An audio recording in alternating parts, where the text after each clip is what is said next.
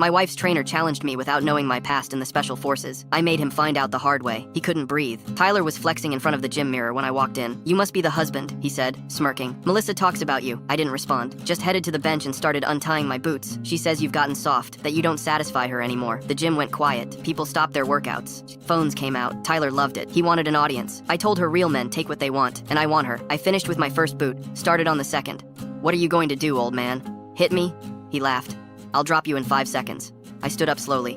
Tayler was 28, ripped abs, probably benched 300 pounds. He didn't know I spent 12 years in special forces. 5 seconds? I asked calmly. Try 3. He charged. Big mistake. I sidestepped, grabbed his extended arm, used his momentum against him. One smooth motion, and he was face down on the gym floor. My knee pressed into his spine, my forearm across his neck, not choking him, just controlling his airway. Can't breathe, he gasped. That's the point, I said quietly. Now listen carefully. The crowd pressed closer, every phone recording. You thought my wife was single? I applied a little more pressure. She's been wearing her ring every day you've been sleeping with her. Tayler's face turned red. He clawed at the floor. I know about the coffee shop dates, the hotel in Cherry Creek, the texts at 2 a.m. I pulled out my phone with my free hand, showed the screen to the crowd. Photos of Tayler and Melissa, leaving a hotel, kissing in his car, timestamps on everything. I hired a private investigator 3 weeks ago, I continued. Retired special forces buddy of mine, very thorough. Tayler tried to speak but couldn't get air. The thing about guys like you, I said, is you think muscles equal strength. You've never been in a real fight, never had someone trained to kill put you down. I shifted my weight slightly. Tayler wheezed. Let him go, someone in the crowd yelled. In a minute, I looked up at the phones. Everyone recording? Good. You're all witnesses. I leaned closer to Tyler's ear, quiet enough that only he could hear. I could collapse your trachea right now. Brain damage in 90 seconds. You'd never work again, never train again. Hell, you'd never breathe the same. His eyes went wide with terror.